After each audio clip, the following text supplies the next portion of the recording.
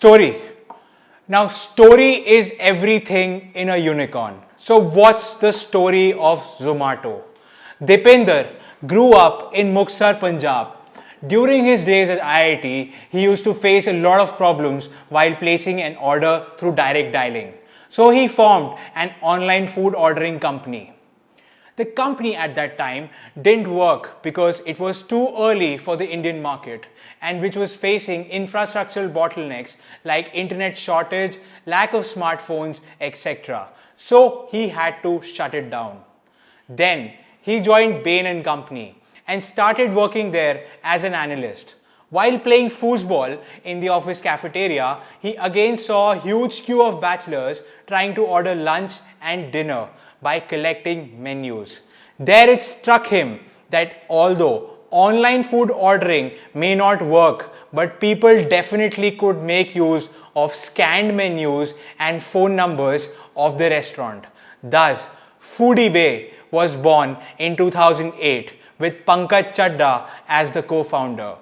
Their initial strategy was to upload soft copies of menus of local restaurants in Delhi on their website.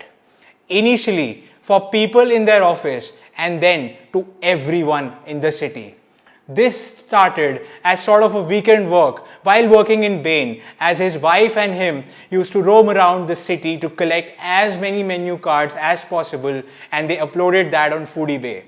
It was a very basic website which did not have even a search function. At the time, there were 1800 restaurants listed on Foodie Bay. The online platform started getting a lot of traffic, mainly from office colleagues. Deepinder realized some advertisement was needed. Initially, he did not have any ad policy, so he used to stick a banner on the top of his website. So a few customers in Delhi paid him 2.5 lakhs for putting their ad on his website. That amount was enough to run the company and motivate him to leave Bain and Company and focus on Foodie Bay full time. After bootstrapping the company for 2 years, InfoEdge was their first seed investor, giving them a funding of $1 million US. That's when Dipinder bought the brand name Zomato for $10,000 US.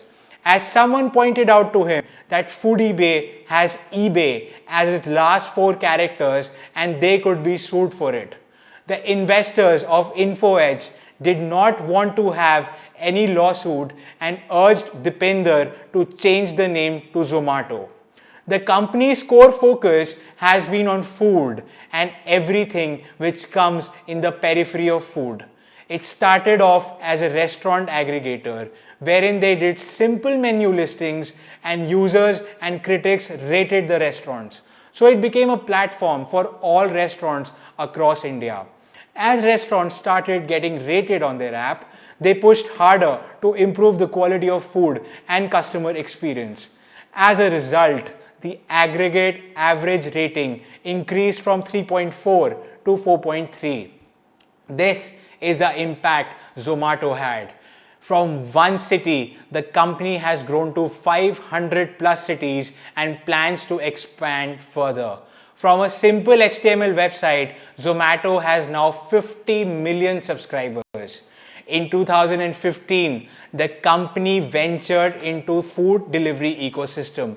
They also started offering a subscription service by the name of Zomato Gold, which is now known as Zomato Pro, for its customers, which was initiated in 2017.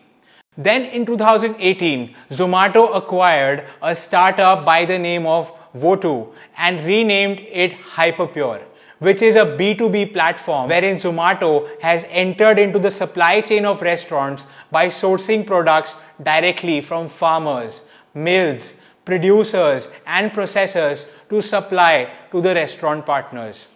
Now, why this is a good story?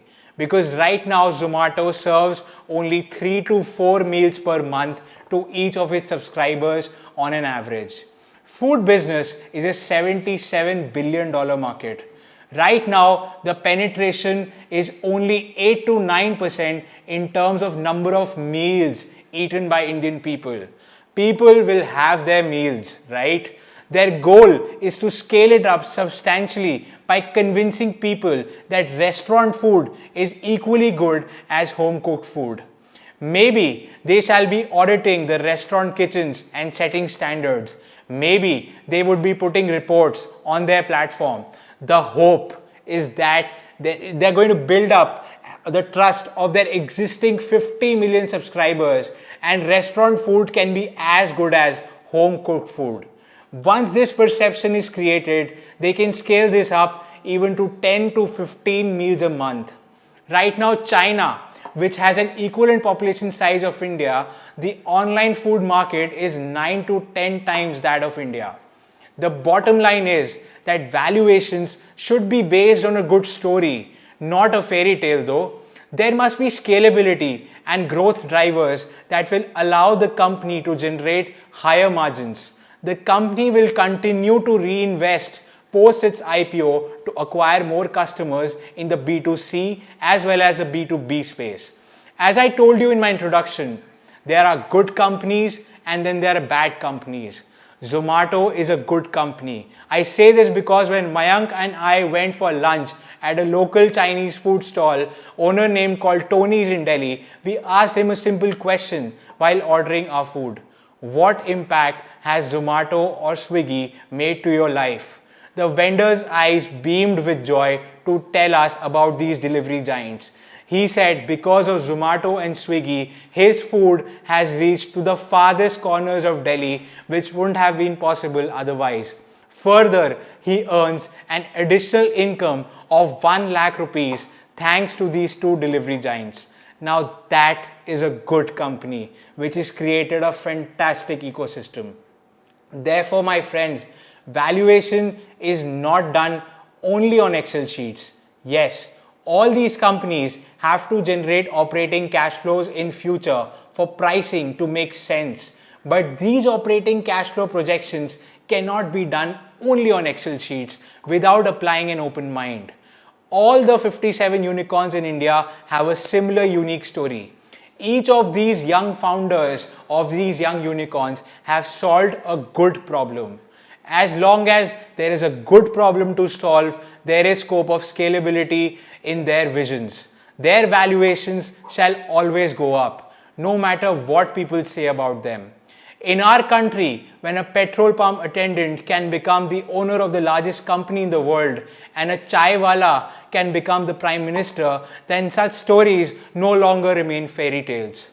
Zomato has acquired various startups and other ventures in the past. Fitso is their most recent acquisition. It also plans to acquire Grofers, through which it will place a foothold in the grocery delivery business. A lot of investors and VCs have made investments in Zomato before their IPO.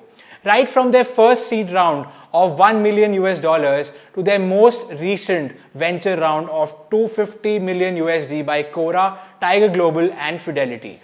Thank you.